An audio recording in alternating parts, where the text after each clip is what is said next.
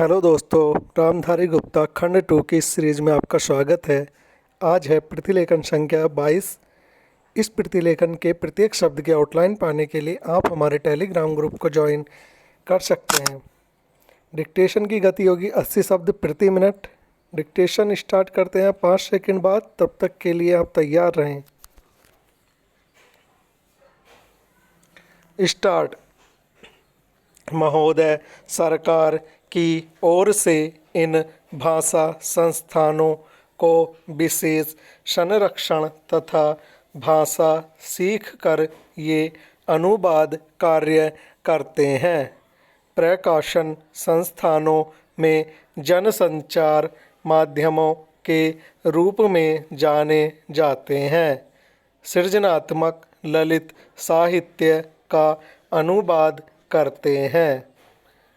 विदेशी समाचारों का अपनी भाषा में तथा बल्गारिया के समाचारों का विदेशी भाषाओं में अनुवाद करते हैं।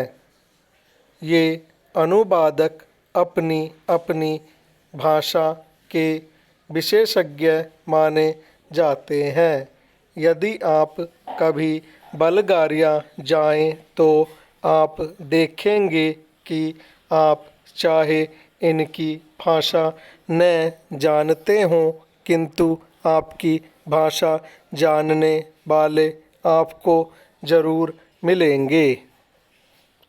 अभी कुछ महीने पहले की ही तो बात है जब भारत के राष्ट्रपति डॉक्टर शंकर दयाल शर्मा बल्गारिया गए। वहाँ बल्गारिया वासियों ने हिंदी में उनका स्वागत किया और भारत संबंधी प्रश्न भी उन्होंने राष्ट्रपति जी से हिंदी में ही किए। भारतीय प्रतिनिधि मंडल के लिए सुखद आश्चर्य था। वस्तुतः अनुवाद या भाषांतरण उनके लिए व्यावसायिक अनिवार्यता है।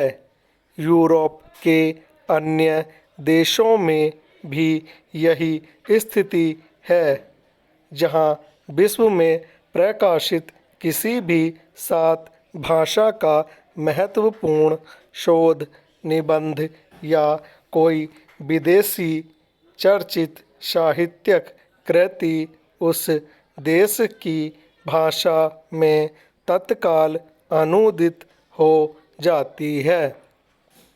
इतिहास साक्षी है कि ईसाई धर्म के प्रचार में अनुवाद की भूमिका कितनी महत्वपूर्ण हो रही है। ईसाई धर्म के विश्वव्यापी प्रचार के लिए बाइबिल के अनुवाद की व्यापक योजना बनाई गई।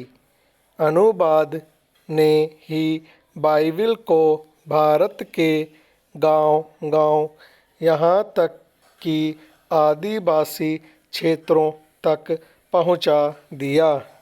बाइबिल के बाद सबसे अधिक भाषाओं में और एक ही भाषा में कई बार भगवत गीता का अनुवाद हुआ। भारतीय दर्शन और प्रतिभा को समझने की लालसा ने विदेशियों को प्रेरित किया कि वे गीता का अनुवाद अपनी भाषा में करें। आज विश्व की सभी प्रमुख भाषाओं में गीता का अनुवाद आपको मिलेगा।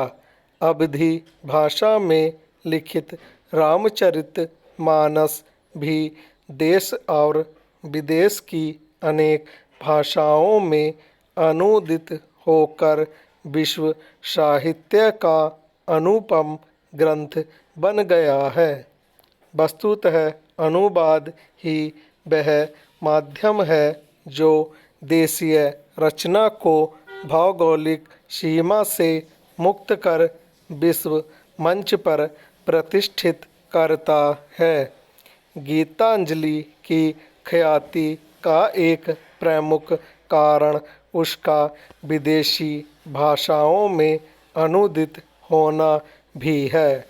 अनुवाद दो भाषाओं के मध्य सेतु का काम करता है और दो संस्कृतियों को निकट लाता है।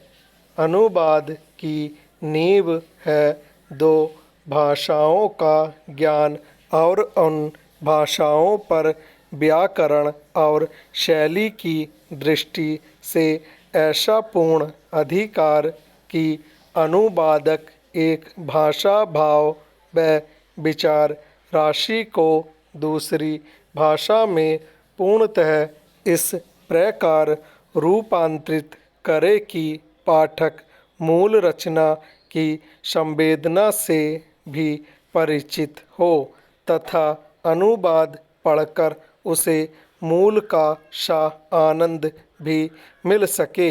यही लक्ष्य अनुवादक के हो सके लिए समस्या उत्पन्न करता है और इसी में उसके कौशल की पहचान भी होती है।